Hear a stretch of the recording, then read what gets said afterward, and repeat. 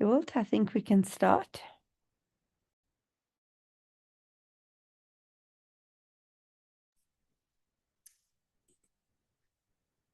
Thank you, Dr. Seedad. Colleagues, welcome this evening on this third of the Compass series of the CISA series. It has been an exciting couple of months leading up and into the development of this series. And tonight we've got our third presentation. And thank you for joining us this session as part of the series. Tonight's workshop is titled Off the Beaten Path, and that framing is deliberate. Most of you were trained in a fairly clear picture of what a career in psychology looks like. Private practice, hospitals, schools, academia. But the reality is quite different. The field has already moved, and it is still moving. Psychology sits in spaces that were not part of traditional training models.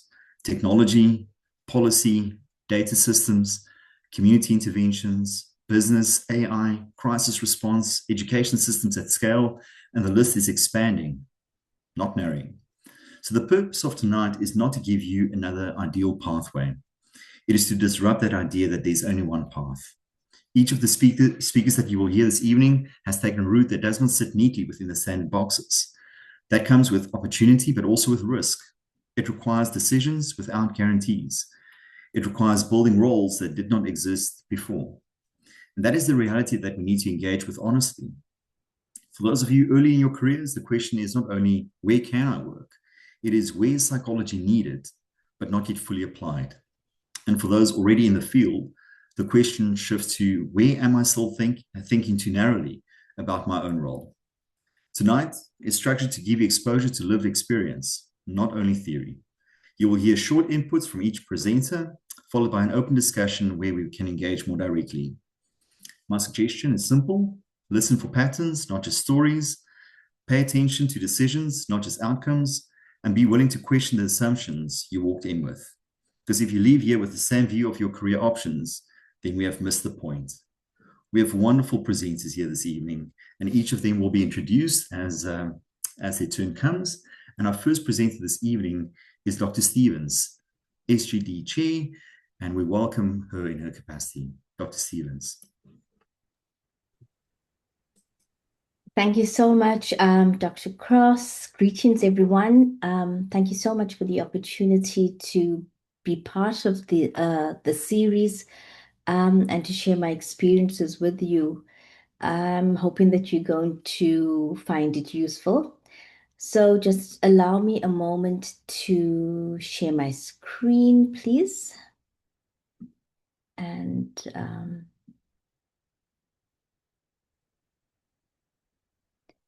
going to open it up fully first, and then I'll be able to take you through.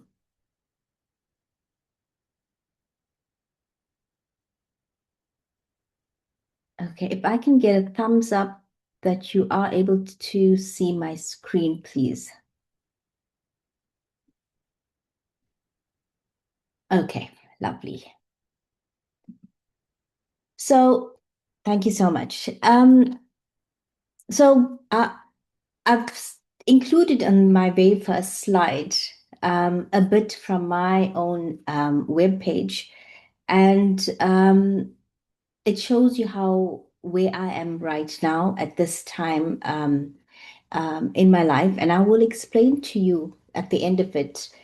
We will come back to this bit here. Because the one point that I would like to emphasize in terms of our career path and when it does take us off the beaten path is the being able to tune into yourself, being able to take note of where you are as a person and as a professional at a particular point in your life. So I'm going to start by sharing a little bit about myself. I trained and the decisions that I made in terms of where I have arrived as a professional and what contributed to those decisions. Because if you've worked with me, you would know I'm a firm believer that we do not exist in isolation. And every point in our development, in our personal lives, in our professional lives, is often hinges upon a whole range of other factors. So I trained as an educational psychologist on the Pietermaritzburg campus of what was then the University of Natal in the early 2000s. Now, before I tell you that, okay, I've become an educational psychologist, I have been practicing for over 20 years, I ended in psychology by default. So my first love is fine art, still is my first love. And so you'll see there I've got a picture of my favorite artist, Vincent van Gogh. And that is how I ended on the in Pietermaritzburg for that matter, because I'm not from that place. Did fine arts for 2 years and found that I actually was not enjoying it. So my understanding of what art was different to the whole very academic approach to drawing, painting, sculpture, etc. So I switched to a social science degree, majored in psychology and economics, and then thereafter proceeded to do, at that time it was called a higher diploma in education. Now, the reason for doing that was I came from a family of educators, so it seemed like the logical next step to go to. And from there, I proceeded to, I was fortunate to find employment quite soon, but my mind wanted something more. So I then did a Bachelor of Education in Educational Psychology. When I went into my master's, I had a choice between educational psychology and counseling psychology. And at the time, I was also then a very young mother. And so my interest was very much in young children, developmental psychology. And for me at the time, educational psychology was the path that I wanted. So fast forward, again, I think I was quite lucky in that I did not really have gaps. So when I qualified, I worked at a special needs school, and this was very much in terms of how you would think about educational psychology, and worked with a range of, neurodevelopmental, genetic conditions. But again, what was also enriching about that experience was that the children that I worked with came from disadvantaged backgrounds. I also worked with a lot of children who had injuries to the head. So they had sustained head injuries, and it was due to incidents of violence, for example. And then there was a whole group of children that were just there because the system did not know where to place them. So then awareness of social factors, that there's something else also going on. You cannot just see a child, in this case, the learners in isolation, was there right from the start. Thereafter, I worked in the Department of Education, but not doing therapy or working with learning conditions, but rather working with the staff, so managers. And this was in then, if you knew anything about the Department of Education, they were called circuits. And it was a lovely opportunity because we worked a lot with the NGOs, with community organizations and leaders. So being able to see get a macro picture. So not just seeing a learner in the classroom was important, an important learning experience for me as well. From there, at that point, and by this time I was a mother of two children, I decided to go into private practice because I needed a little bit of mothering, and my firstborn needed some attention, so and help. And I made a decision that I was going to step back. So I did a bit of private work, but my private work was not really as many assessments in psychotherapy or play therapy in that instance. I then started doing my first bit of training and research. And I had the privilege and the honor of working with the Gay and Lesbian Network in Pietermaritzburg. And this solidified my own interest in terms of the areas that I wanted to work in. Thereafter, and this is what I'm going to focus on, is I worked at UKZN in the College of Humanities Student Support Services. Now, the student support services is very much in terms of there's a traditional side where we have a team of psychologists, so clinical counseling, educational psychologists, and you would see, I've just included a poster here. You would see that those are the basic services and support offered to students. My role then was that of oversight and looking at, from a strategic point, how do we then enhance the learning context? So here we were looking at applications of psychology in terms of it was still very much about the academic project, but how do you then operationalize what the university strategic objectives were and the college strategic objectives were in order to, and again, it was all about the narrative of nationally, you talk about throughput, etc. Now, again, interesting is the nuances and the contextual factors that you become aware of. And I'm not sure how many of you are familiar with UKZN, but the University of KwaZulu-Natal is very much different to, for example, the University of Cape Town. And so it's not about, again, boxing students and saying, right, these are the factors that you would think about. It was about going in, recognizing the contextual factors that impacted. So it was very much then, my role was that of oversight and strategic planning, monitoring trends so that we could inform policy at UKZN, we could advocate on behalf of students. And this meant then having to convince, for example, executive management of what needed to be done differently or what needed to be introduced. And colleagues, it's, I suppose we in the profession of psychology, so we believe in the theories, etc. Not necessarily easy, and we cannot assume that that is often what happens in the academic sector. So getting people to buy in was quite difficult as well. So I've given a few examples of some of the things that we've worked on to show you that the psychological perspective, so the perspective that I brought as a psychologist in terms of the academic project was quite important. And so firstly, it was things like the student wellness policy for students. We sit on I'm using the word we, but it's myself and other counterparts, where we would advocate for students at the exclusions. And again, it is relying on our theories, but weaving it in with the contextual factors. We also developed, together with academics, a module on social critical justice, for example.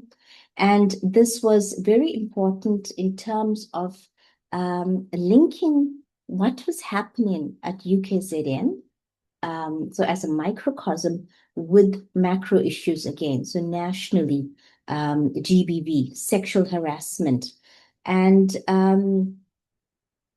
I've been there for maybe over 12 years, perhaps closer to 14 years, I think.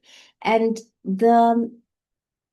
it just happened that I used to see a small number of students, and most of the students I saw were students that had experienced some form of GBV or trauma related. And that just became an area that I tended to work in predominantly. So you'd find a lot of my contributions tended to be in these areas as well. There's some other activities that I was involved in as a psychologist, and not to, say that one category is better than the other, but I think as an educational psychologist, I was quite well suited in terms of this particular portfolio and being able to think about, for example, motivation, cognition, theories of learning versus through a very social psychology lens.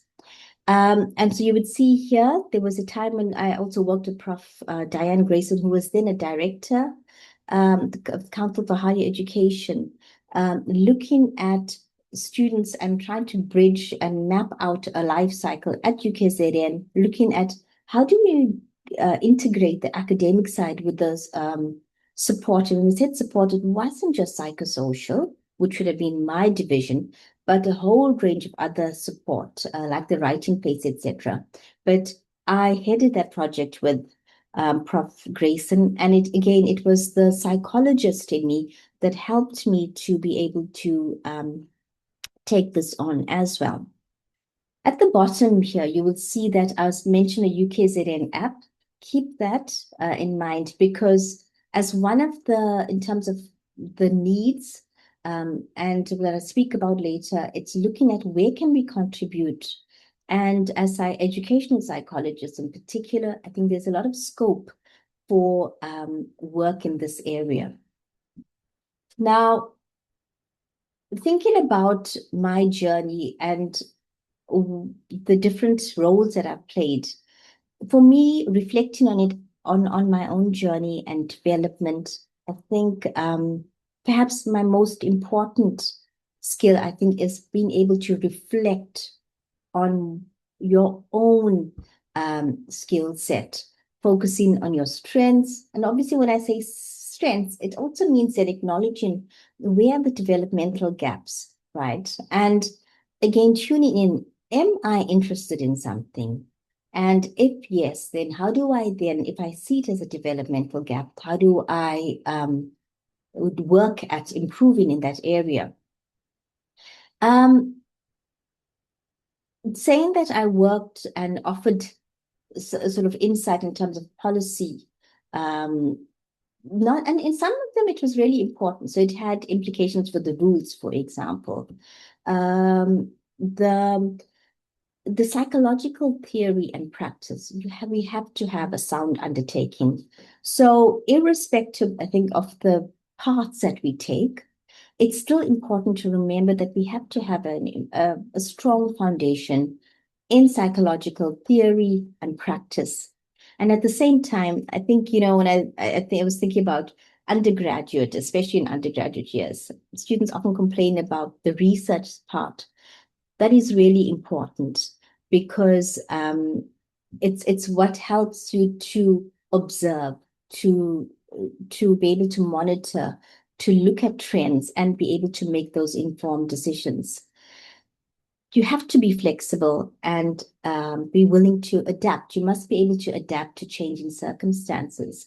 So I'm no longer at UKZN, and that is because my family moved from KZN.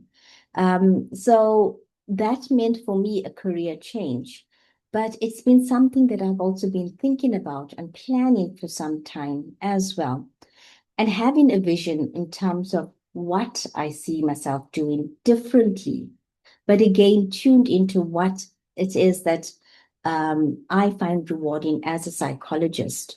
And again, here it comes with the risks as well. All right. And I'll talk a little bit about the challenges. So perhaps some of the things that I could say that would help would be right from the start, build strong networks, put yourself out there. I think one of the areas of mentorship is so important. So if there is someone that has been working in a different space, and it doesn't have to be a psychologist. It could be someone working a different profession. But build your networks, put yourself out there, keep current. For you to be able to identify alternate possible spaces to work and apply psychology, you have to know what's happening in your communities, nationally, what's going on in your country, but also internationally. And that is really important, because our world is, we are connected, and there's no way that we can move away from that. you got to develop skills. So, for example, research skills. I found that when I was at UKZN, I was very lucky to have gone, and there's quite a detailed data analytics course. And it was really, really useful because it showed you how to mine big data. And from there, you can pinpoint and get a lot of information. So you got to ask critical questions as well. So when you're doing and following the trends, how do these trends impact human behavior, mental health? For example, do I have the skills and competencies if you identify potential gaps? But really importantly, if no matter when we, especially when we're looking at alternate pathways, the question of ethics becomes really important. So it's not about imposing something. You always have to work from a point of, from an ethical stance. So a needs analysis of some kind is critical. So we cannot impose what we think is a need. There has to be a need. So again, speaking just from educational psychology, thinking about what are different and I think very viable and areas that we could contribute in. Firstly, I think instructional design. The app that we had at UKZN, there was a whole lot of other programs that came from that, where we targeted first-year students, and we developed a whole learning platform, not new to UKZN, but is again seeing the different content areas for a first-year student through a lens, a psychologist lens, was really, really useful. And then I think this is something that many people think of. So perhaps, yes, private practice, but I'm saying going beyond. So when we think about private practice as an educational psychologist, traditionally we thought about assessments, going to the classroom, observing a learner, finding a diagnostic label, attach it to the child, find a way to, I hate the word remedial because it's about remedy. It comes from that very medical model approach. So if we say we see ourselves as a consultant, then that means we're talking about dialogue. We infer in dialogue. We infer in collaboration. And yes, you have to recognize yourself as an expert. So that confidence in what you bring in. And here, I think there's multiple areas. Dr. Cross mentioned, for example, the education sector, and it is multi-leveled. So policy is something that's really, really important. If you follow the news and you know, for example, transgender persons in schools, it has implications for restrooms, for example, sport. So when we talk about education and educational psychology, and we talk about learning, it's also about expanding our concept of what constitutes learning. So coming to the end now, talking about some of the challenges and opportunities, and again, speaking specifically about educational psychology and alternate career paths. So again, you probably know that in terms of our scope of practice, it has been a little bit of a contentious area. I often hear educational psychologists saying, but hey, we can't, when we try to claim for something, it's difficult, medical aid and schemes won't pay. And that has a lot to do with how educational psychology is framed. So in the end, our alternate pathways, as registered practitioners, we still have to ensure that our work is ethical and we are bound by those regulations. So it's about finding that latitude within the scope of practice as well. And so here competencies are really important. I think the professional programs is a bit of a drawback in South Africa. I think I was quite privileged in my own training, the program that I was part of. It was a very, very strong program, and we were exposed to a whole range of clinical settings, from hospitals to community outreach programs, not just schools. I've worked with a lot of educational psychology interns that were placed in our division or colleagues, and it's unfortunate that a lot of the programs have quite a limited view of what educational psychology or psychologists should be doing in terms of the training. So I'm hoping as well that those programs can expand beyond just thinking about it's about assessing a learner and seeing what is wrong with the learner and how do we get them to fit into a classroom context.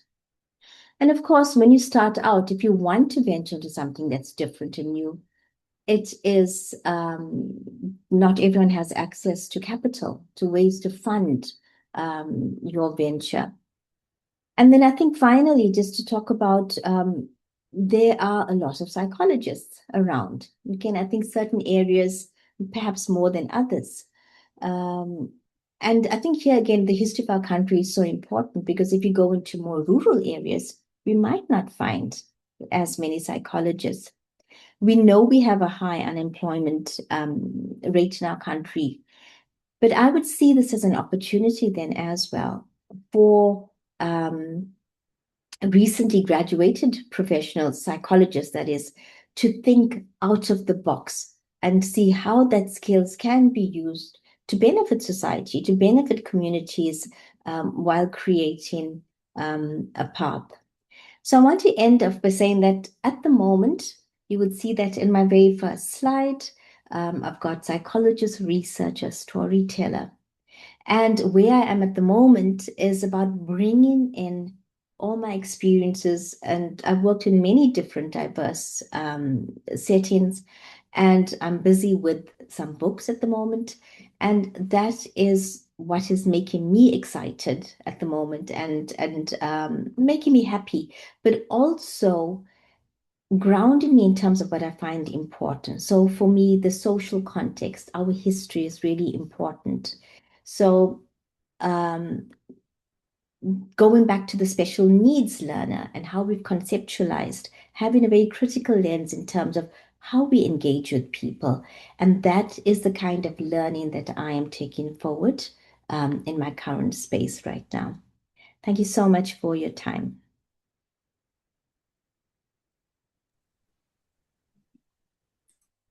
Thank you so much, Dr. Stevens, for that. That was absolutely lovely to hear. And it's always exciting to hear how colleagues' career journey just, always found themselves at key points of decision that just opens up new doors and avenues to explore psychology in this wonderful world that we live in. We will now transition to Dr. Stephanie Klarman. She is our next presenter this evening, and also, I think, past chair of the Climate and Environment and Psychology Division of the Psychological Society of South Africa. So, again, another interesting perspective that we have from our next presenter. Dr. Klarman, you are up next. Thank you so much, Dr. Kraus. Hi, everyone. It's so nice to be here this evening. Allow me a moment just to quickly share my screen, and then I just want to see if I can only share a portion of my screen or not, if that'll be possible, but I don't think so. Right, that's not a problem. Let me just do that and then close that. Right, I'm just going to open up my notes separately so I can't miss anything. Okay, fantastic. So, thank you for introducing me. Like you said, I'm Dr. Stephanie Klarman. I'm a conservation psychology researcher. I'm working in advocacy and in conservation social science work. So initially, I actually trained to be a counseling psychologist, and then I ended up working at the intersection of wildlife, justice, and human behavior. And I really enjoy this whole discussion around off the beaten path because so often we equate psychology with therapy rooms, and that's why this is quite an exciting presentation to be a part of. And I just want to note that there's such a huge need for psychologists in other spaces. And coming from the environmental space, we do need this interdisciplinary perspective coming in on issues of climate and biodiversity, and of course, justice. So it's quite nice to know that there isn't just a single correct psychology career path, really. So I did come from there we go. Sorry.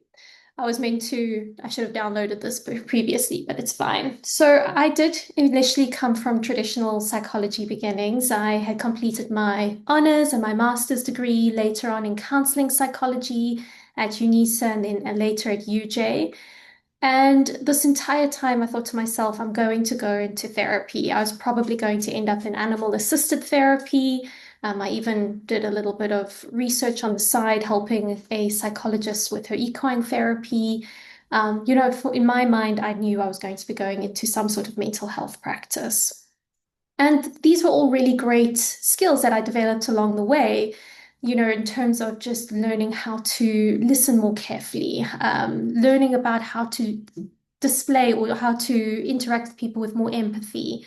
But what really helped me was this idea of systems thinking and not just thinking on an individual level. And so I started engaging more and more with community psychology and gaining a lot more experience working with groups rather than just individuals.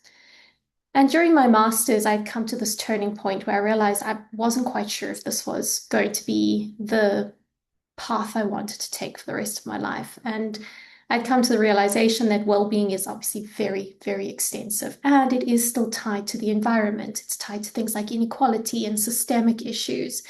And so I took my original love for the environment and my love for wildlife that I'd been exposed to, and I decided at that point to change career paths quite drastically. So I'd already been exposed to the conservation space by this point. And there were a number of problems inherent to conservation that I'd become aware of. And I'd started chatting to my supervisor about this. And he's fantastic in the environmental space. He comes from a public health background, and he highlighted that there's definitely something missing in the public discussions around conservation. And that was specifically focused on issues of social injustice in the environmental context. And so it was at this point that I made the transition into conservation psychology for my PhD. And this is where I started to focus on how to bring conservation psychology, which was really well established in the United States, but not here in South Africa. So how do we make it relevant and applicable in a South African context? So I started exploring issues around capacity building and conservation and engaged in photo voice research, which is such a great method to use. And I carried on my work in community settings. And so this is where like a key shift happened for me, because I went from a more individual focus into people and the environment and the relationship between those two. And since the end of my PhD, and since I've started to actually go into more professional settings, I'm now focused on several things. So I started out initially just by focusing on research and then moving into advocacy work and campaigns, and also into some consulting. And so far, what's been really exciting is that my work has been able to span so many different things. I've worked in environmental justice. I've looked at wildlife ethics, which is something I'm still working on at the moment. I'm busy writing a paper on the well-being of rangers, which has also been such fun because I get to draw on my counseling psychology knowledge, but apply it quite practically in the conservation space. And then I've also been involved with youth engagement and with storytelling. So I thought very briefly, since conservation psychology has very rarely been spoken about in the South African space, and I really only know of one other person in the country who explicitly works in conservation psychology, I thought I would spend a few minutes just defining what this field is. So conservation psychology essentially works at the intersection of human behavior, attitudes, biodiversity protection, and one of the big things that has become more important and thankfully more prevalent is also issues of social justice, because it really did begin from a more behavioral perspective, from that kind of traditional psychology perspective, and it's moved into something a little bit more systemic, which I think was so important. So the reason why psychology matters in this field is because conservation problems are people problems. It's because we need to be able to better understand how we interact with our natural environments. Where are we showing pro-environmental behavior or not? And how can we, just encourage biodiversity protection, but also address the reasons why people have maybe been hindered from doing so, or the injustices that are so prevalent in environmental matters like water and air quality and those kinds of things. And so there are a couple of areas that are focal points, but briefly speaking, it's in behavior change, community engagement, environmental justice, and then there's also a lot of work happening in education and communication. So this makes the field really exciting, though, because it's very varied and it's growing so quickly. And so on the one hand, it can be quite daunting because you kind of think to yourself, well, where do you begin? But on the other hand, it's so much more exciting because it means you really can forge your own path, which is something that we'll get into in a little bit more detail just now.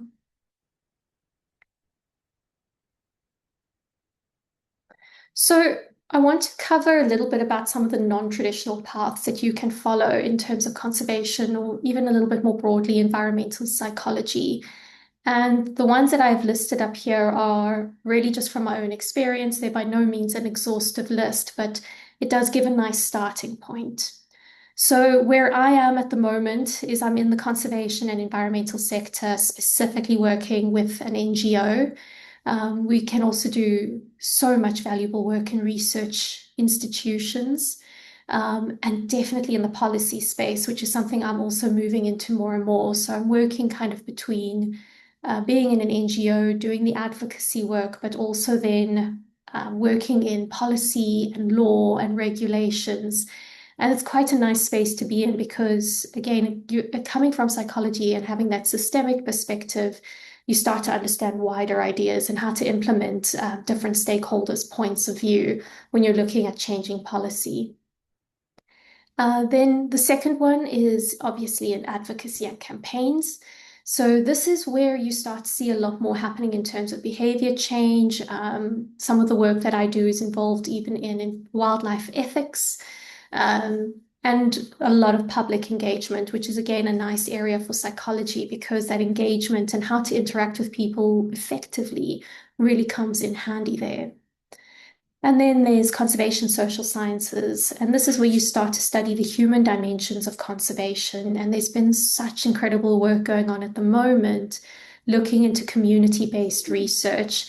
And not community-based research in the more superficial sense, but really diving deep into how to work with communities and not trying to take this kind of top-down approach.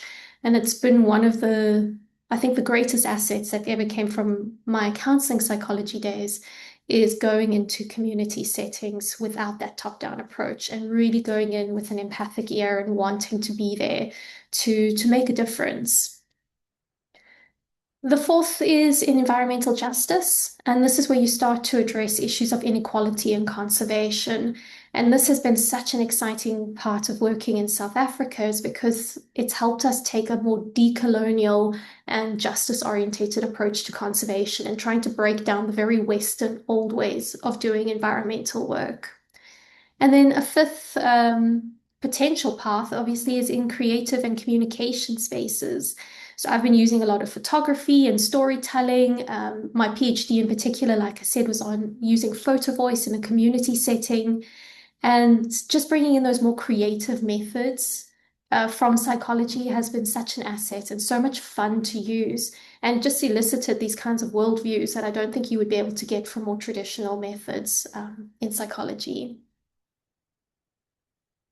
Oh, sorry.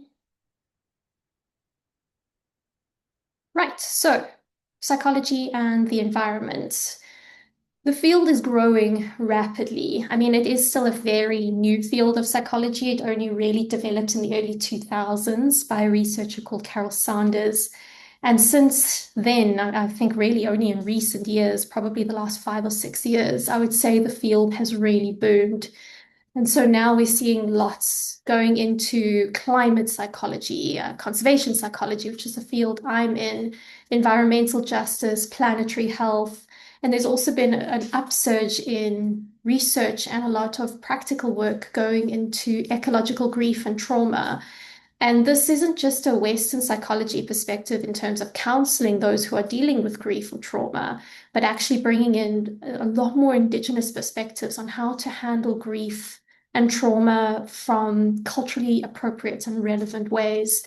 And that's been really great because coming from a counseling psychology perspective, we're taught how to do typically Western psychological interventions. And so it's opened up this whole new world of how to help people deal with grief and trauma, but in ways that don't only impose a more Western perspective. And for me, one of the most, I would say, exciting aspects that I'm seeing, particularly at conferences and in the research space, is that there's been this huge growth of Indigenous knowledge in science and using methodologies, like I said, that aren't typically used in Western psychology. So one of the big ones at the moment is in storytelling in all of its varied forms, whether it be visual or performance-based. This is becoming increasingly popular, and it's creating such a beautiful supportive space where I think it's promoting so much more diversity. And I think this is really valuable because Western conservation now has been under scrutiny for some time, and the conservation social sciences are working quite hard to open up a more inclusive space and those kinds of varied perspectives. And I think the takeaway message from this really is that psychology is going to be moving, I think, more and more from individual perspectives, which is very valuable and so necessary. But I think there is definitely a movement happening where it's going to move from the individual and increasingly start to focus on the systems that shape human well-being.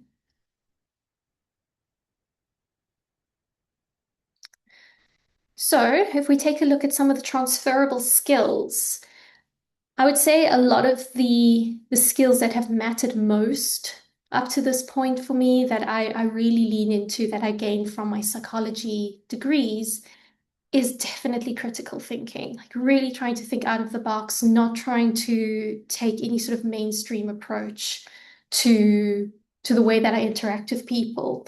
And also systems thinking, really trying to understand that there are always multiple moving parts when you're dealing with people. And that's been very, very valuable for me. Also, I lean into qualitative research, and I think the qualitative research ties in so nicely with the systems thinking as well as, and in addition to that, communication and storytelling methods. And psychology has also taught me so much about cultural sensitivity and that ethical reflexivity that we need to be able to practice as psychologists or as psychology researchers. And so this is where I really want to emphasize that this is where your psychology degree becomes so valuable, because psychology teaches us or encourages us to think about processes and how to deeply understand the people that we work with and how to take these varied, or be able to do varied perspective taking. And your psychology degree, for that reason, is so much more flexible than you think and can take you into so many more directions than the traditional paths that we typically think about when we're thinking about psychology degrees and therapy rooms. So, in terms of creating your own path, if you were to follow something environmental or conservation-based, this was never an easy path to take, but I absolutely would not go back and change it. There was definitely a difficulty, especially in the beginning, to create something that hadn't really been spoken about in South Africa. And I still remember one of my old lecturers from Masters saying to me, I don't understand quite why you are moving from Masters into PhD with, this conservation direction. I don't understand the connection between human well-being and the environment. And so I think there's a lot of work to be done still in psychology departments to show that this isn't actually as wide apart as it initially sounds on the surface. And so, like I said earlier, it had gained traction in the US and not really in South Africa, but this was actually part of the big appeal for me, was that there was something so new, and I suppose it meant that I could create almost anything from that. So, to be brutally honest, what's been hard about this path is that there isn't a clear career roadmap. There isn't going to be a step-by-step about how to get to your end goal as a conservation psychologist. And I suppose something that probably goes across any research career is that there is limited funding and job security in any niche field. And at the moment, we are seeing a lot of environmental work taking a back seat. Funding from the US has been largely cut off as a result of the political turmoil over there. And so it is a tricky thing to manage, and it just requires a lot more creativity and a lot more perseverance. There have been interdisciplinary challenges, but I have to say that those challenges are a lot more fun than they are hard work, because you're working across sectors, which means that at this point in time, if I think off the top of my head, I've worked with policymakers, I've worked with anthropologists, I've been able to work with, my goodness, there's so many conservation biologists who just do so much incredible work in different parts of the world. And so it's been such fun being able to, pull our skills together and to do that interdisciplinary work. And yeah, I'd say that was probably, even though it's really difficult to do, and sometimes you have to kind of prove that psychology has a place in conservation, it is actually becoming a lot more accepted and a lot more encouraged, in fact, in conservation spaces. But on the flip side of the challenges, there's a lot of good that I would say I've experienced so far. And the first is that it's an emerging field, which means there is so much space to shape it and to create new opportunities, especially for meaningful, impact-driven work. And of course, impact-driven work tends to get a lot of funding because it shows measurable outcomes. And it's given me the ability to combine the things that I love. I could combine my training and my love for psychology with my love for wildlife and conservation and working with people. And the conservation social sciences are really gaining traction in the conservation space, particularly amongst conservation biologists. And I'm finding more and more over the years that I've been doing this, that conservationists are very eager to bring the social sciences on board, and they want to bridge that gap between nature and people. I think they've come to realize that they're not very good at the people skills, and they need people like us who are able to then bridge that gap and to do that kind of work. So in terms of how I navigated these challenges, I would say the first thing is always follow your curiosity. Never just accept a career rule or a traditional path. I've always said yes to interdisciplinary opportunities. So if somebody has had a project that excites me, I've jumped at it. And this has really helped me also to build networks across the sectors. So if you're looking to do networking, attend the conferences, whether they're online or in person, go to the talks, reach out to people. Conservationists are so eager to be able to talk about their work that if you reach out to them, I can almost guarantee you're going to have a response from them.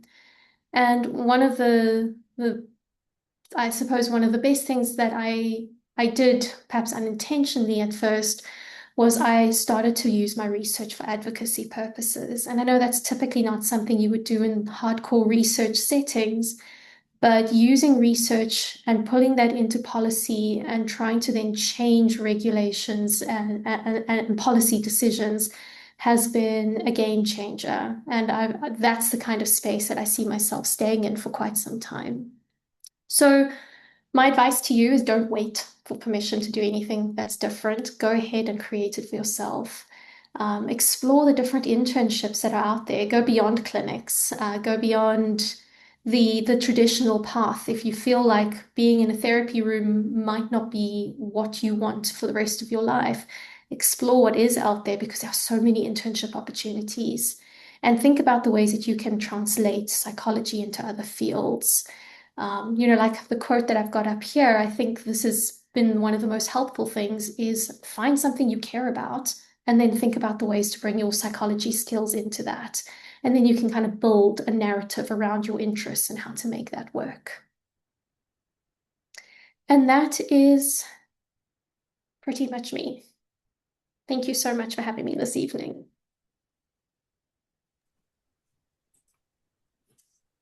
Thank you, Dr. Klarman, for that. I think what is clear from the information shared is really that psychology is increasingly relevant in non-traditional spaces, and its integration into policy, advocacy, science, and communication really allows practitioners to influence behavior and systems at scale, particularly in emerging global challenges like environmental sustainability.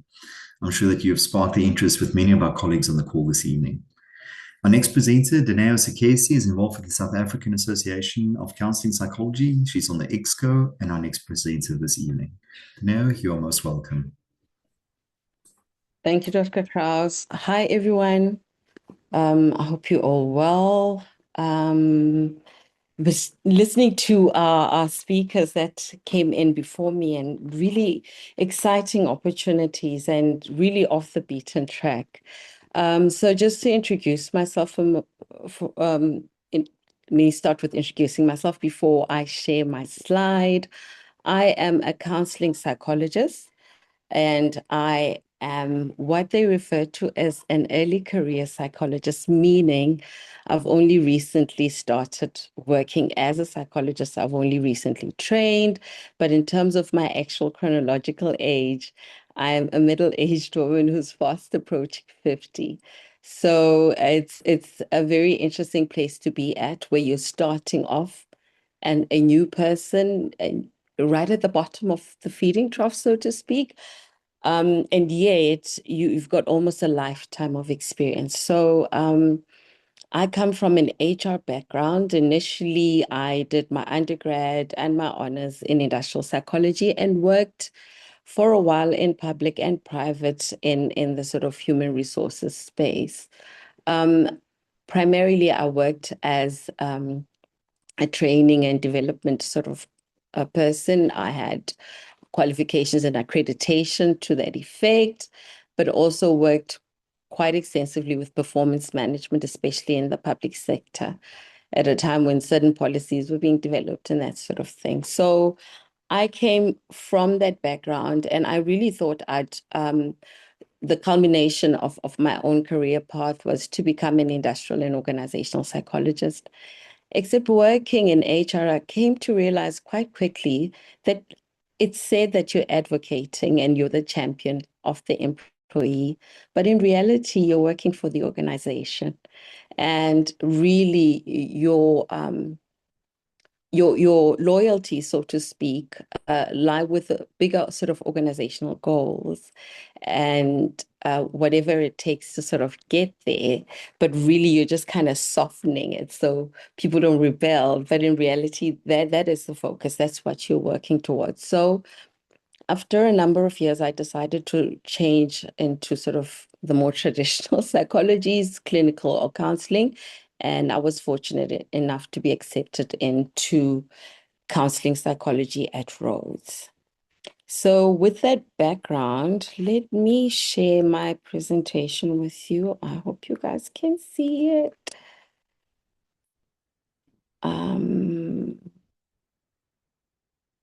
Okay, so there we go. I hope you guys can see it. I don't know if I can see any emojis or anything, just to kind of confirm that everybody is able to see. I see you. Thank you so much. So my name is Dineo Segese. I am a counseling psychologist. And something very important that Dr. Stevens said, our first speaker, around understanding and appreciating the structural issues, the history of our country, socioeconomic and political sort of histories that have carried us and have sort of created the environment we find ourselves in. So I work in an interesting part of the country. I work from Port Shepstone all the way to Port St. John's in the Eastern Cape. And the reason is there aren't enough psychologists. People are starting their families and they want to live in areas where they're close to good schools. And for the most part, opening a private practice in that area, the issues around, are you going to be able to sustain it? Is there going to be enough people? And even the Department of Health, when it has had positions open, has really struggled to fill in those positions. Over and above the fact that there'll be sort of scarce skills, incentives that are attached to those salaries. But really, it's a part of the country, like many others, that's deeply rural. And there's a lot of, that's where you really get to understand about the structural inequalities in our country and the poverty. So working in that particular context placed me really in a unique position. And I'm about to share with you guys what it has looked like for me. So just a reminder, because I'm an old HR person, so you guys will just have to bear with me. We have a very, very set idea of what a career is. You know, there's very sort of traditional language around that. We expect sort of job security, and that's always been the case, especially for those of us born in the 70s or even earlier. The understanding was that you were going to get employed by a particular employer and sort of secure lifelong employment or even just long term. And also the idea of climbing the career ladder, that there'd be a sort of stepwise logical process that you would use to go up and until you get to wherever you're wanting to get to. And then, of course, the idea that there'd be promotions, so there'd be something higher and some hierarchical structure that you were really, you were going to move this way and never across, or jump from, for example, like Dr. Klarman jumped from counseling psychology all the way to conservation psychology. So there was always just this very linear understanding, and that was the expectation. But you guys are fully aware of the labor economics of our country and the global South in general, especially in light of what we're seeing at the moment with everybody just really trying to position themselves in a way that they're trying to create maybe a new world order of some sort, or at least a very equitable society in general, global society.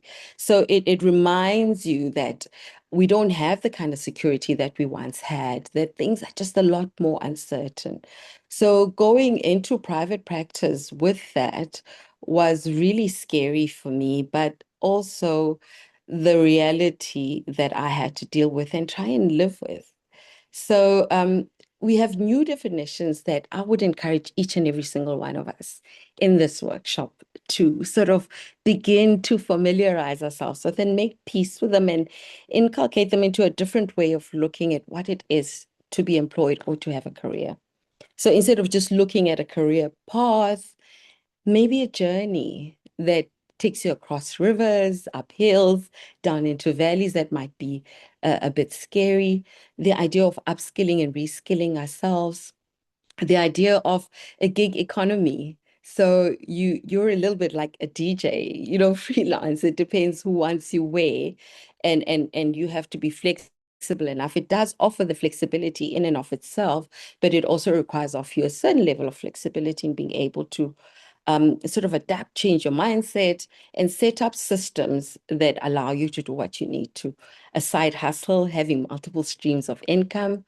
And then something very important, which is quite scary as well, because I mean, we've watched HPCSA having to have regulations rather, and guidance around our social media presence, what that ought to look like. So the idea of personal branding, and we watching this whole economy around social media influencers and what that looks like. So having to understand that you're not just a psychologist, you're a unique individual with a particular voice and a particular passion, and that's what you're moving forward with, and really building a reputation around what it is you believe you're able to bring, and that is uniquely your perspective. So entrepreneurship in the healthcare field, very scary. So there's ethical issues to consider. There's the reality of really having felt that you're sort of tethered to medical aids. How much money you make and who will then pay you at the end of the day is probably medical aid. So the benchmarks they have around how to cost, etc., etc. That is what you're sort of confined to. And entrepreneurship in healthcare also calls for a certain amount of innovating and still keeping within the ethical bounds and guidelines of your profession, and also requires that one ensure that you have appropriate mentorship and supervision. So very important things that I've had to learn, and I'm not particularly entrepreneurial, but I've had to learn that it's not like any other kind of business. There's a lot more to take into consideration in a very sort of different way. So moving from a traditional idea of what a career is, what I've had to learn is that I don't have a career as a counseling psychologist and a therapist who works and looks at a client on one basis, but that I needed to put together a portfolio career in psychology, meaning I have different portfolios that are all rooted in my training, supported by it, or my training is a basis thereof. So the 4 things that I'm going to speak about that I've done in the last couple of years, learned, messed up in, gotten some really advice and mentorship and some amazing opportunities, the 4 that I've got there. So speaking has always come easy. Of course, I did say I come from a training and development background, trained or accredited assessor, trainer. And so that was never really a problem. But to begin to understand how to do that from a psychology perspective, and to have it rooted in scientific and tried and tested understanding and knowledges, was something entirely different. Then the other was board participation and policy development as well as life coaching. So I'll just go into each a little bit more. So as I said, I come from a training and development background, and I had often worked within an organizational context, meaning I had a training budget. I had certain goals that would probably emanate from whatever gaps we had identified in our performance management, and that's what I would do, or I would source trainers from outside of the organization. And recently, after having started my practice, I started being approached by people who would want to have me come in and speak to either their employees or speak to their board of directors or address a certain issue. And very quickly, I had to learn, and this goes back to the entrepreneurship side of it, what I needed to do to create a package, how to cost it, how to time it. And those were things that were not part of my training. And those are things that I really didn't get exposure to in internship or any other environment. And something really that I didn't have a lot of psychologists to be able to go back to and say, look, how do you do things in this way? And especially considering that I live in the rural sort of KZN, Eastern Cape, and there wasn't just a lot going on. So, but it's a space that has a lot of opportunity, and I would really encourage people to become part of that.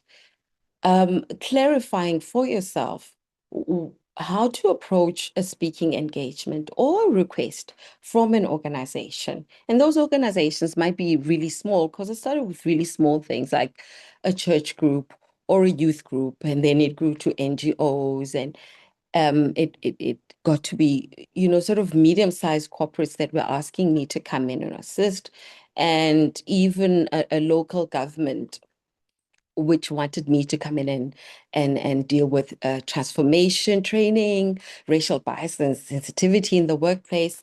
And so I'm so sorry. Let me just go back. I was trying to get something off my screen. Excuse me for that.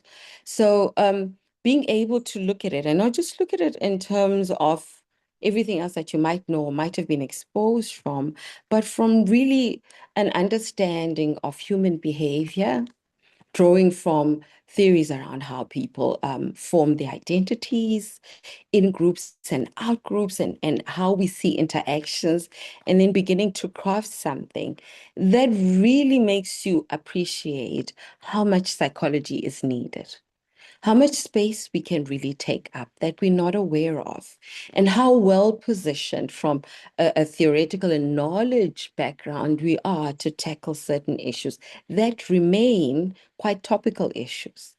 And so I started working on it, really thinking nothing much of it, but sort of interested in the billing aspect, because I was going to get paid and it wasn't medical aid money, but really beginning to understand that the need that exists can really translate into sort of economic benefits for yourself. Because there were times when I might have scared people away over billing, or there were times when I'd walk into a situation and think, oh, it's nothing, it's just an hour or so, and come to realize how much work came with it. Because the kind of speaking that you find yourself is more participatory, very much empowerment orientated. So you bring in and you have the people participating. And at the end of the day, you're finished, you're tired. You begin to realize that, okay, maybe I need to structure. I'm not coming in as a motivational speaker. I'm actually trying to, at the very least, form the basis for real lasting behavioral change. So I would definitely ask and advise people to begin to take up even the little things that come up, and begin to build a portfolio for yourself. begin to build the confidence and the skills. And it's a very viable way of sort of living out the goals and intentions and really ideals of our profession. The next was board participation. And I think even then, it was just a case of living in a deeply rural area. So they'd look around and wonder, who can we call? Okay, let's call the psychologist up the road. And I didn't often feel that I was really well prepared or really knew what I would be bringing that would be of value. So it really started rather with advisory positions. And of course, with this one, it's not something necessarily that one would expect to do immediately after training. You sort of have to build some sort of portfolio. And I already had a career beforehand, which sort of really I could move forward with and that I could lean on. So sort of advisory boards, and it sort of opens you up to very real practical issues around what it looks like from a systemic understanding to begin to see how implementation of policies and programs requires and really demands the presence of somebody with a psychology background and training. Because there's often the joke around the government had meetings, went to the local induna or headman, and people came in and decided, oh, we're going to build this fancy clinic for this community, and it will service you in this way. It will have that accessible to you, and you will no longer have to travel 30, 60 plus kilometers to get there. So they chose land that they felt was well suited to the project, and they built it, and there was fanfare on the day of opening, and everybody was really excited. I'm sure the political parties also brought some food parcels to sort of remind the voters that we did this for you. But never mind, scratch that out, my own personal views and frustrations. But it was done that way. And the understanding was that, okay, we've done something. We've given these people something. But the absence of the participatory sort of research and bringing in the community, they forgot one thing. There was a river that the majority of the community had to cross to get to the clinic. And due to seasonal rains, there were times of the year when the majority of the people couldn't get to the clinic. So in a way, it almost became sort of like a white elephant project because they had not brought in. And so there's so many things that you begin to, for example, one of the first was working for the Anglican Board of Education at diocesan level, and they were beginning to revive their own sort of diocesan schools, sort of to speak, but more directed towards lower income groups and closing a gap in terms of that. But there were so many things in them structuring this and really conceptualizing it, where you began to understand how important human behavior was, how important it was to sort of understand not just issues around social justice and advocacy and contextual issues, but also governance issues, and seeing how what they were then trying to do, what the impact was, what they needed to take into consideration, who they needed to bring in and speak to as well. So that would definitely be a field that I would recommend and ask people to begin to just look at it. And, when they first ask, you might feel, who am I? What do I know? But your training has prepared you well enough and put you in a prime position to begin to be able to contribute in that way. And then, of course, as time goes on, you might look at possible training with the Institute of Board of Directors. Sorry if I misspelled that, and other things. And then policy development. I truly believe that government departments are sleeping on us. I've been looking at things even such as, I remember I heard once that they are creating a sort of, I guess, a futuristic city that would meet the needs of all individuals in a way that would become sort of the blueprint for development in general. And I mean, around human settlement, I think there should be plenty of scope for policy development. Where you live and how you live just much like economics in industrial and organizational psychology, speaks to some of the social ills. And those of us who've studied and been aware of and been exposed to, even grown up in apartheid sort of locations and forums, we know what the environment itself that you live in has, things around social development, education, etc.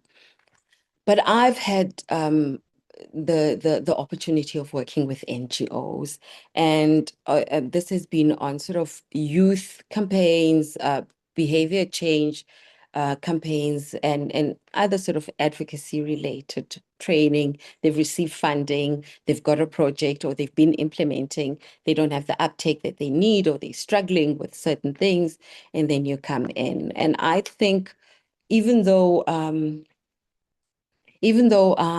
really cannot honestly say I've seen a lot of opportunities in government or in NGOs, I mean, not NGOs, in the private sector that ask for a psychology qualification. But I'd encourage colleagues to be bold, and just be mavericks. You've got a postgraduate qualification at master's or a higher level, and that is normally the standard in a humanities field, and that's normally the standard that's required for policy development. So us also claiming space and taking up space by walking into these opportunities, and of course the role that our organizations that advocate for us in divisions that are part of SAISA, very important, and very important for us to participate in those and begin to really have a voice in how we reshape and how we possibly make inroads into areas that weren't necessarily. So I've worked with NGOs, and that's been amazing, especially seeing things that you've been a part of and developed begin to really yield fruit, and having the graduates from that program come and seek you out and give sort of testimony around that. So definitely a field that's quite fulfilling. But yet again, if you look at all these things that I've shared with you, it goes back to that definition I had of a gig culture. So this is no longer the very traditional understanding of I'm going to get employed by so and so and just do this. It's really creating your own portfolio, knowing what it means to have the qualification you have and how you can leverage that to begin to work in spaces, to have a voice, to bring value in spaces that traditionally people might not have considered. And then the last one, which really kind of just, this hunted me down. I promise you, clubbed me over the head and just dragged me along. Life coaching in general is a very unregulated field. And because we'd often spoken, colleagues and I, about, psychologists take up space and really do that because they're very well trained, and you have people who are coming in and it's not really regulated. Could we not possibly see, so when I started getting clients coming to me after the therapy had been finished and saying, look, I need coaching towards a more sort of growth perspective as opposed to being diagnosed and being treated for a particular intervention, I really just kept sending them away and making up excuses.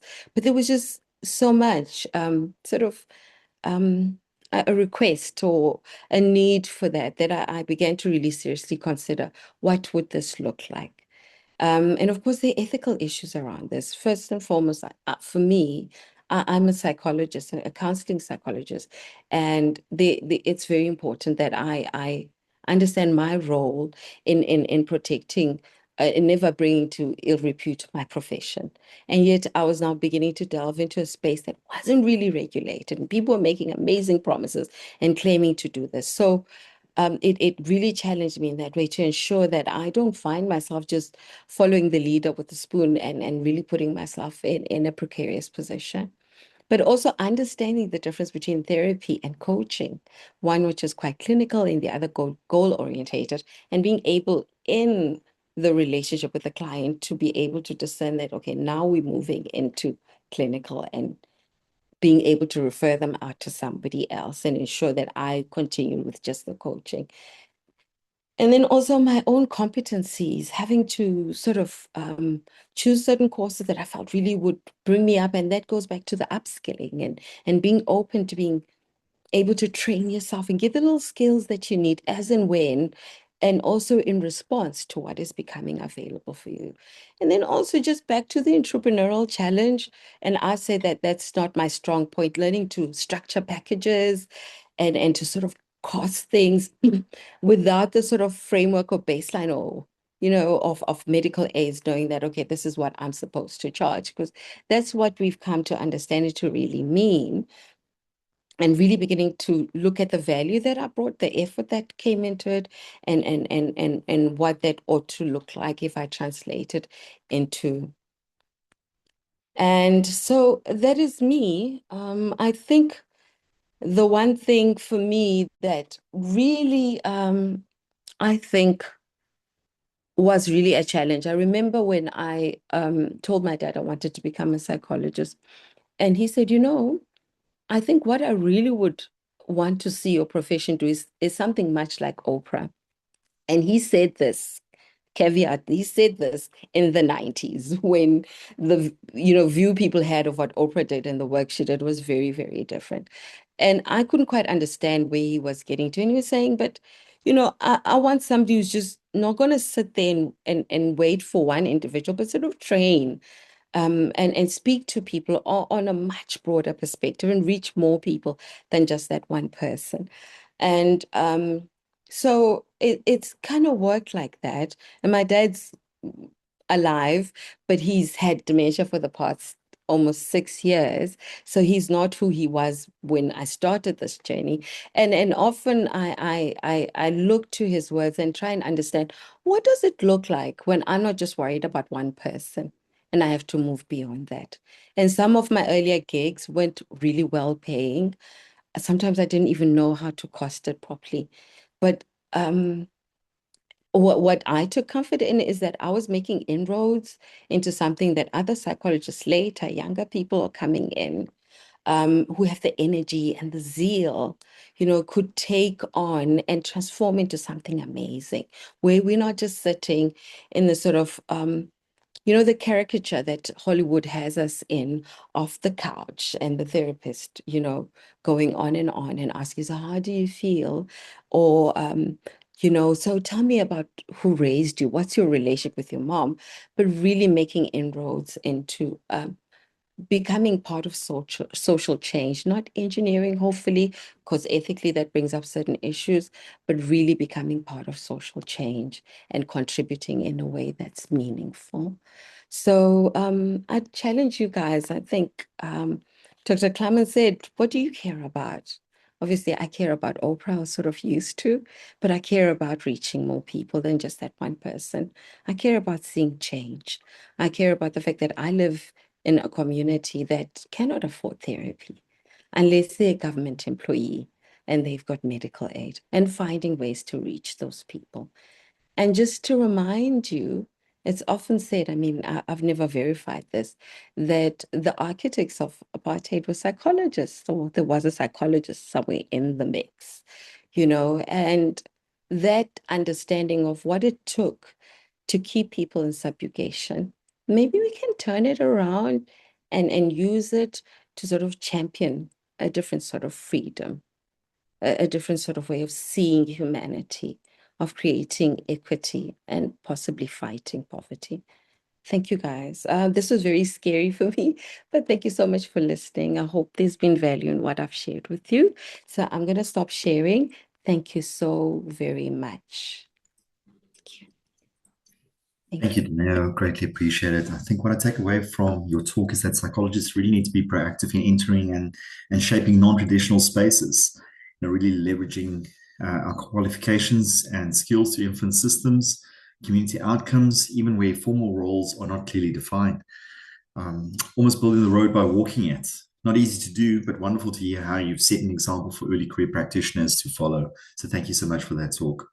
We have one more presentation to follow, and that is for Dr. Cherrington. However, she has a commitment that was supposed to have concluded. Oh, Vivi, you're here. Wonderful to see you online. And I think Pakiza would be very, very grateful to see your face at the moment. So thank you so much. We hand over to you.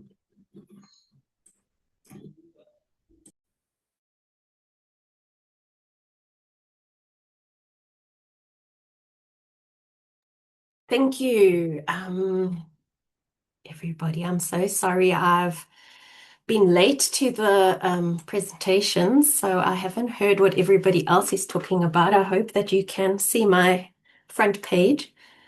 Yes, so my apologies. My students were doing the assessment presentations this whole evening, so I've been sitting through 2.5 hours of students presenting. So I do apologize that I haven't been here earlier, but I'm really grateful that at least I can catch the last end of it. So please bear with me. My brain's kind of been busy for 2.5 hours marking. Okay, so I'm from the Community and Social Psychology Division. I'm also an independent consultant. My background is educational psychology, and I've worked in academic spaces mostly, both public university space as well as the private higher education sector. And prior to that, I worked in community and social psychology. So I would work for a faith-based organization or for Department of Social Development, working with communities to develop psychosocial interventions and programs. And that is currently also what I lecture in. So today's presentation is really about two aspects that have in my life kind of merged together, or in my professional life merged together. And that is my love for community psychology, working at the level of doing interventions, working with community-based organizations, and also my passion for well-being and flourishing. And I've worked a lot with hope and well-being and self-care. And so today's presentation is really just to open up an idea of an alternative career path, alternative possibilities. It's always wonderful to get into a master's program, and it's always wonderful to become a registered psychologist, but there are so many wonderful opportunities for using the knowledge that you gain in undergrad and honors psychology, and that I'm hoping that maybe today's presentation can inspire some of you to look at alternatives. Okay, you can multiple screens. So what brings us here today, right? We're all interested in working in the mental health field. We want to help people. We want to look at social issues. We're passionate about bringing about change, not only change in individual behaviors, but also in social thinking, and in looking at issues that are really complex. And we're all here because we're looking at what happens beyond an undergrad degree and what happens beyond an honors qualification, life in the field of psychology, counseling, mental health, social services, and ways that we can enhance our CV, even if we don't make it into a master's or beyond. So why community psychology? Community psychology is not psychology in a community. It's not working with an individual pro bono in a community. It's not doing outreach or feeding schemes. It's about looking or using your knowledge of psychology and human behavior to look at systemic issues and social ills. So instead of diagnosing individuals with depression, for example, or working with individuals therapeutically around depression, we ask what is happening in this community or society or organization that is enabling this depression or that is perpetuating these social ills, and how do we prevent these things? So instead of waiting for issues to happen, how do we put programs in place to prevent things, teenage pregnancies, STDs, depression and anxiety, gangs, violence, gender-based violence, all of those issues, is to say what is happening in our communities and our social structures that is perpetuating all these issues, and what can we do to maybe limit them and enhance mental health. So we move from the deficit to the collective. We're not looking at individuals, but we're looking at collectives. It's not just one person or two people that are affected by this issue, but an entire community, an entire society. For example, gender-based violence, it's kind of, it almost feels powerless and helpless to work with one individual at a time when so many women and so many young girls are being affected by this issue. So how do we tackle the issue? How do we solve the problem on a systemic and structural level? And we're obviously looking at values of rights, dignity, self-determination, social justice, inclusivity, participation. Those are some of the key values that drive community psychology. And the idea here is that we're looking at capacity development. So we're looking at creating awareness about an issue, because sometimes it's perpetuated because people just don't know any better. And so we educate and we inform, and we create awareness about certain things. Sometimes it's about changing perspectives. Sometimes it's about breaking stigma and discrimination. And sometimes it's about then empowering, right? We need to empower communities to be agents of their own change and to be accountable for continuing intervention programs. So my focus on mental health is wellness and well-being, and this is an industry that's sort of really grown in the last 10, 15 years. We've all seen the self-help books and all of those things, but well-being has been in the field of psychology for a long, long time. It's been since the 1970s, where we speak about positive psychology. And the idea here is that we don't simply want individuals, communities, organizations to survive and to be resilient. We want them to thrive. We want them to change their own conditions. We want them to be agents of change. We want them to tackle climate, environment issues, health issues, economic issues, and to come up with original creative solutions that work for themselves. And this is where mental health and wellness come together, because we know that a dysregulated individual is not able to make rational changes in behavior in their own lives. And the same goes with a community that's disconnected, that isn't working together, that is struggling, that is dysregulated, is not going to be able to take accountability and solve its own issues. And so we focus on where's the relatedness broken in this organization or community, and we look at the mental well-being, the social well-being, and the physical well-being of a community or group of people or organization. And of course, we're driven by looking at the dimensions of wellness and the SDG goals of quality education, quality access to health, sustainable futures, and so forth. And that is our goal, is to look at how can we engage and promote a flourishing, well community, and what does that mean?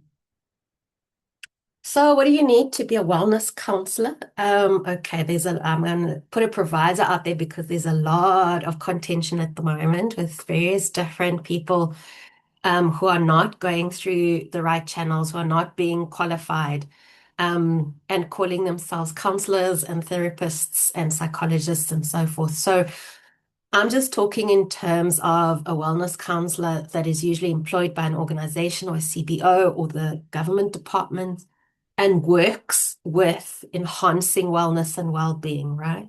Usually you need a NQF8, which is either an honors or a BPsych equivalent, right? You don't need to go past that.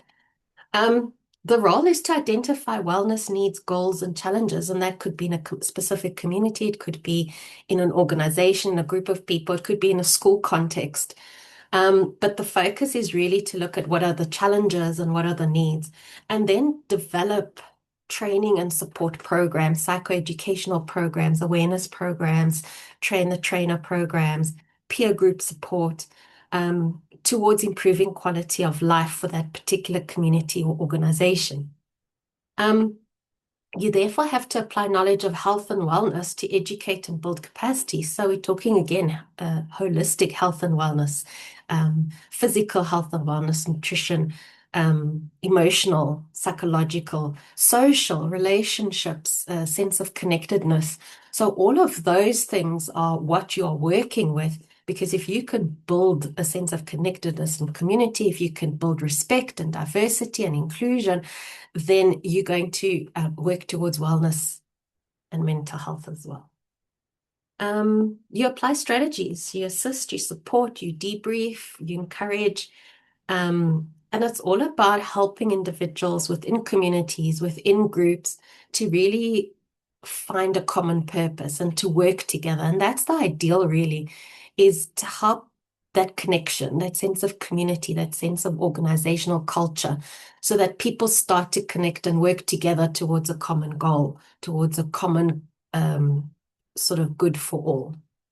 And you create awareness. And that's really, really important, because sometimes we take for granted that people are aware of the situations around them and the challenges, but they aren't always, right? So if we're looking at sort of gender-based violence, for example, yes, we're aware of the problem, but is there really awareness in terms of the effect of social norms and how we perpetuate these things?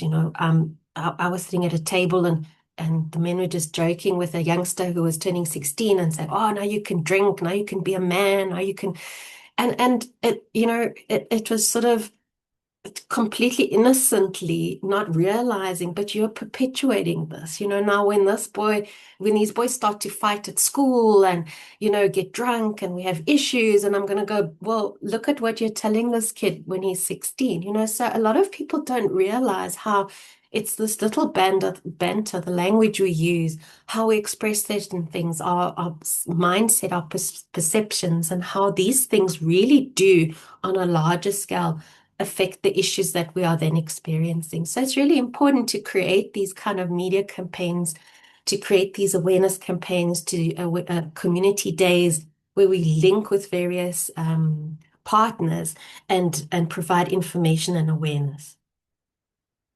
The nature of the work, I've kind of spoken of that already. So it's psychoeducational programs, a lot of education, a lot of training goes into this. So you've got to love that aspect of engaging with people. Life skills development and capacity empowerment is a big thing. It's unemployment is a huge issue. Skills, the mismatch between skills and employment skills is also huge. So that is really a big market to get into, working with our NEET, the not in education and employment or training, upskilling, finding programs, bridging programs, interpersonal relationship skills, very, very important. A lot of our social issues lie with poor communication and poor interpersonal skills, conflict resolution, working in diversity and inclusive programs, especially in education. And a lot of organizations are looking for that as well, people who specialize in ensuring transformation, diversity, and inclusion in their policies, in their practices, in all of that. So that's also a huge, huge employment opportunity there. Of course, employment wellness programs, self-care, burnout prevention, very big as well. I mean, teachers hugely burnt out at this stage. A lot of the unions and the Department of Education is looking for people to do self-care and debriefing at schools. Community awareness and dialogues, career and skills expos, and of course, policy consultation, curriculum reviews, and advocacy briefs. So working at multiple levels, depending on where your interest is, but change happens along from the micro to the macro. And in each one of these levels, there's space for change to happen. Work opportunities, community settings is usually churches, clinics, schools, hospitals, hospice, police stations, NGOs, civil societies. Another big employer is the corporate organizational environments. They are always looking for people that have psychology honors, and private practice or wellness centers. There's a lot of opportunities out there. And the thing with working in community and well-being is, if you're going into the corporate space, the government space, there are salaries, and they do look for that, and they would rather have experience, as long as you've got either a 4-year degree or, like I say, preferably an honors. From there, they just want experience. So, it's quite easy to get in at sort of a junior level and work your way through. And then the salaries increase and the jobs options increase, and there's a lot of opportunities for you to go there. But there's also, in terms of private practice, there's a lot of calls, there's tenders. The money is really out there, I promise you. but you have to know how to put proposals together. You have to know how to do trainings and programs. If you speak to the NGOs and you start looking at the networks and the collaborations, you'll see that many of them have the resources. They just don't have the specializations. And so social workers are inundated. And this is where we see a lot of our registered counselors fitting in, a lot of our wellness consultants, and so forth, fitting in as sort of the middle space and creating these intervention programs. Here's just some examples. I think I always get from the students that when they're looking for work, once they qualify, there's nothing out there. And I say, yes, because you're always looking for a psychologist. But broaden your search. Look for things like project coordinators in the NGO or community-based sector. Look for wellness coaching, wellness facilitation. Look for program managers and community building, community partnerships. Those are the keywords to really look for: psychosocial program coordinator. And if you start looking at the employment platforms and look at some of these and start playing around with some of the terminology I've given you and work backwards. So find a job or find a position or a career that you're interested in. Look at how they describe these things. Somebody who builds partnerships, someone who works with communities, someone who designs interventions. And then you can see exactly what is it that they're looking for. And the majority are not looking for postgraduate degrees, right? So there's also other master's qualifications, not that lead to a professional psychology, but there are beautiful master's programs for child and community, for family and community, public mental health. There's community mental health. There's community development. So if you just broaden your horizons and you look beyond a practicing psychologist, which there's nothing wrong with being a practicing psychologist, but it's very, very limiting. Like even for those who do get into a master's program, who do get through the community internship and the ethics board exam, then what? You know, the employment for a registered psychologist are either in private work, government work, or industry, right? So if you're struggling and you still want to work with people, you want to work with communities, you're passionate about social change, you're passionate about education and lifelong learning, then consider that there are other options that would get you a wonderful career doing the exact same things. The only things you wouldn't be doing is psychometrics and therapeutic space, but you would still be making a huge difference in the communities and society as a whole. So thank you, everybody. I hope that has broadened your thinking a little bit, and I shared something that's a little bit more alternative and out there. And thank you for being so patient, and I'm sorry for my lateness. Thank you, everybody. Thank you, Dr. Chewington, and absolutely no need to apologize. It was lovely listening to you, and it's always amazing just to hear I think how the traditional roles of psychology is being broken by individuals like yourself. So much appreciated for the information shared.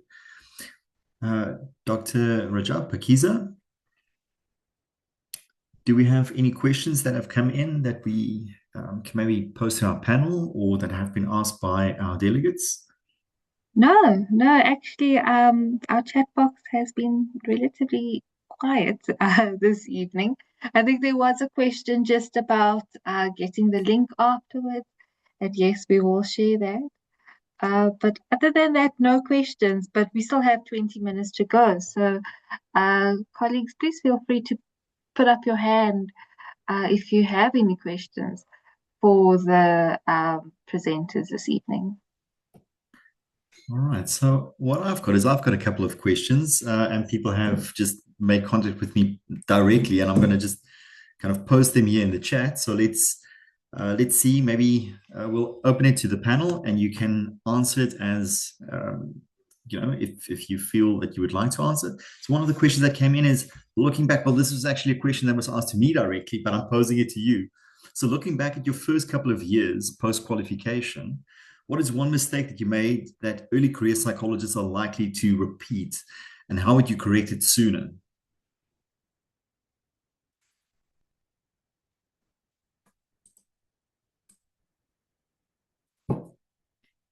Any takers? I think I'll have a go. I'm having a bit of a giggle listening to that because it's just such a real valid question. I think there isn't anyone that does not make any mistakes. Um, and I think now, I think it's only because I've grown in confidence because of my experiences and making errors, I think, and learning from them. And I think for me, the early on, the obsession, or not obsession, but almost a fear, because we're so conditioned to do things by the book, what we've been taught, and having to sort of self-regulate in that sense. So, um, what is the psychologist thinking? How do I put the psychologist persona on? How do I behave like a psychologist? And it's actually a balancing act because yes, you do need to have your psychologist cap on, but I think when we're trying to do what we've been taught, then we kind of lose that confidence in ourselves. So I think for me, it would be about learning to trust myself and tuning in, like I spoke about early on as well. Thank you. Lovely question. Wonderful. Thank you so much for that response. Another one, at what point did you realize your training was insufficient for the work you were doing? And what specific skills did you have to build outside formal training? I think many of you have spoken about the need to say, well, I love this particular field, but we didn't necessarily receive the training, so I need to upskill myself. So when did you realize that? Yeah, well, I'm happy to answer. I think for me, there was a huge shock between what I was trained for and when I went into community work because of all the theories and the psychometrics and everything. I'm sitting in a semi-rural community. There's no running water. They're clearing out a tiny little storeroom for me as my counseling room. The chickens are coming in and out. The food is on, and the ladies are in and out. And I'm thinking, oh, consent, confidentiality. Oh, I had a structure. And it was just so structured and unrealistic. And I very soon realized that what I was trained is a way of thinking. And that is solid. But then it's up to me to get a toolbox of things. Then it was up to me to say, well, what things resonate with me, and I like working with children, I like art, I like the creative forms. And so I started looking at those different things. And I think that the year after I graduated, I probably learned so much more in terms of applications and tools and methods than I did in my sort of 6 years before. But the foundation was there. And I think going back to the previous question of what mistake I made is, I think for me, it was thinking that a psychology or being a psychologist is a thing, is a title, but it's not. It's a way of thinking and it's a way of being in the world. It's not about knowing the theories, it's about looking at the world from a different lens and perspective. And I think that is the key, is understanding that you're not being equipped to do a job. You're being equipped to engage with the world in a very unique way. And that way can be put into so many uses and so many ways that doesn't necessitate the title of psychologist, but seeing the world through a psychological lens and a social justice lens, that is invaluable. Wonderful. Thank you so much. Another one I think that we all fall trap to, especially as early career practitioners, is how do you decide what to say yes to early on? And if you take a look at your bank account and it reflects a zero, you get requests coming in. What do you choose to say yes to? And what boundaries did you wish you had set earlier?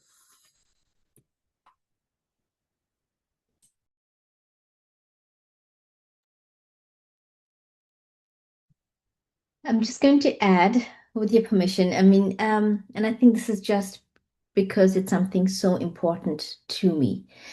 I spoke about the ethics of practice, and it's not just about the profession of psychology. Um, um, the presenter just spoke about a way of life as well. So it's your own personal, I think, boundaries. What is your philosophy, your values?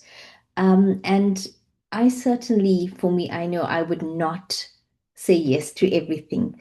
And it's always about ensuring that, for example, the organization or the group that I want to work with, or that are potentially who I could work with, um, sort of do the values also match? Now, again, it is a bit of a issue, a thorny issue, because it's also an opportunity to change mindsets. So it's about checking and valuing and balancing that as well. So for me, though, if it is, the social context is very important. But if there's some organization, a person who's associated, let's say, with just high levels of racism, then for me that would be a no go. So again, that tuning in and what I would see as being problematic in that way. Thank you so much, Dr. Stevens. I think the next one is directed at you, Danao. So one of the speakers mentioned being part of advisory boards. Maybe if you can just elaborate a little bit more on how to, identify some of these boards. So maybe just a bit of clarity on that. Thank you. Thank you, Dr. Krause. In my case, it sort of speaks to one of the questions, I think the one that just came before, about deciding what to say yes to. So as I said earlier, that I work in a particular environment and a social context where there were certain needs that were not being met, and therefore I really, it was a case of opportunity intersecting with my availability, so to speak. In terms of identifying, I initially worked with a faith-based organization who were setting up early childhood development centers, and we're beginning to speak to government and social development about those. And there was some transition of those moving from government to from social development to education. And really just that first introduction, somebody identifying a need and thinking I might fill it, really, that's how it started for me. But yet again, the importance of I think what one of the speakers said about the importance of your values aligning with whoever you're going to be working with. And I think for me, it was learning to really do a little bit of sort of vetting, so to speak, understand who are these people, what do they stand for, what does it mean for me? So developing a really, really coherent and understanding of your own personal brand and who you wanted to be known as and speak to. And it was really scary also because I'd left home, left my husband with the kids to go start this new profession, and it had been a huge sacrifice in so many ways for my family. And I was in fear of losing my registration or doing anything that might get me under the spotlight. But also some of these things do require for you to be a bit of a maverick, non-conforming. And for me, the guidance was my own personal brand, what I stood for, in alignment with those values. And of course, then I got invitations after that. Even the first one was an invitation. And really, I haven't had instances where I've approached somebody with a portfolio or a proposal of sorts. But I think it's just really trying to build yourself up in such a way that those organizations, and maybe reaching out and finding out if there is a need and a value. And I think our presenter on community psychology kind of speaks to that quite a bit. But really, I think it's something one can do, but it isn't something that I personally did. But your personal brand and your values and alignment with those would definitely be a guiding factor for me. I hope I've answered the question. Thank you. Wonderful. Thank you so much. All right. So what I'm going to do now is I'm actually going to place our panel on the spot. And I need you to dig deep and find one piece of advice that you want to share with the attendees this evening. Literally just one piece of advice. So I'm going to start with Dr. Angeline Stevens first. So again, I think this is something that's quite very important to me and a very big learning curve. Um, recognizing the power dynamics at play in any setting in the work that we do. And being able to feel brave enough, trust yourself enough to be able to relinquish some of that power. In other words, in our work, recognizing the clients that we're working with as experts themselves and what they bring in. What I've learned from whether it's the students, I mean, my very first work with the special needs learners, invaluable. The authenticity that they brought, the genuineness, but recognizing their own life experiences. So while we do have, yes, the skill set, being able to recognize the power dynamics and be able to shift some of that towards a client, I think for me that is one of the most liberating things in terms of the therapeutic process as well. Thank you. Wonderful. Great insight. Thank you so much. Daneo?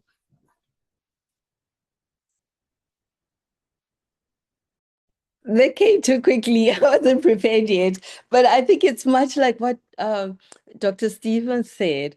I think for me, imposter syndrome has been a thing, a very real thing, and you're never really sure. And for a while, I tried the fake it until you make it thing, and that carried me, but only so far. And I think it links to what Dr. Stevens has said. For me, I felt like an imposter because I felt like I was in charge and I had to lead the process.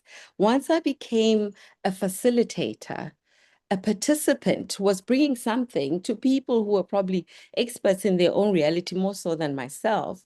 It really just freed me from all of that. So knowing you're working with people and they are the experts of their own lives, and we respect that. We always respect that. Thank you. Thank you so much. Dr. Klarman? Oh, my goodness. So many, but I would say one of the big things I would recommend is don't be rigid and don't be afraid to explore different opportunities.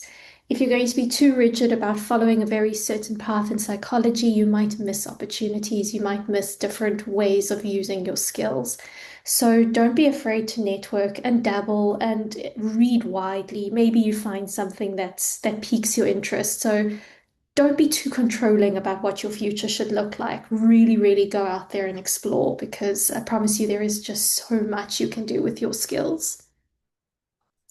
Wonderful. Thank you so much. And then last but not least, Dr. Cherrington.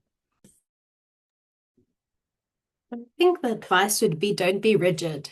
Be open-minded. If I think of my future plans when I finished my studies, it is a world away from where I ended up being. So open yourself up to opportunities, try new things. Don't have this rigid linear plan of where you want to go. Life kind of goes in squiggles and circles. So just go with the flow.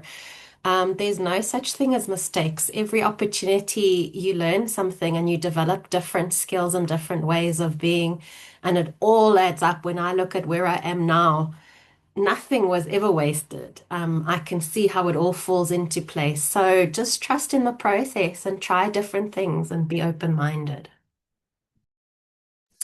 Thank you so much. So colleagues, there might be some of you who still have questions that you want to ask.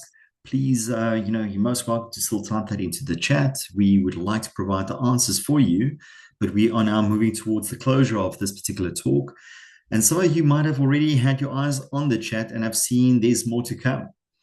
And so 2 more workshops still loading in the Career Compass series, and that information will be shared pretty soon. I think so. One will guide you through the transition from student to professional within SAISA membership, and the other will unpack the journey to become a registered practitioner in South Africa with the Health Professions Council. So I think really interesting, workshops coming. We also have the evaluation form that has been posted. If you wouldn't mind, please completing that for us. It will be greatly appreciated. So colleagues, as we bring the session to a close, a clear thread runs through all the contributions we have heard today. think psychology is no longer confined to the therapy room or to a single role. It's increasingly being applied at level of systems, institutions, and society, where complex challenges require deep understanding of human behavior. Alongside this shift, careers in psychology are becoming less linear and more deliberately constructed. So whether through policy work, research, advocacy, consulting, or portfolio-based practice, psychologists are being called to position themselves actively and engage with a wider range of opportunities. At the same time, the foundation of our profession remains unchanged. The value of how we bring in our professional training into the lives of the clients that we work with is really critical. As early career and established practitioners alike, the challenges is not only to adopt or adapt to changing context, but also to do so with clarity, integrity, and purpose. So thank you to all our presenters for their insights this evening and to everyone who engaged in this session. We look forward to continuing these conversations as we collectively shape the future of psychology. We thank you. Good night.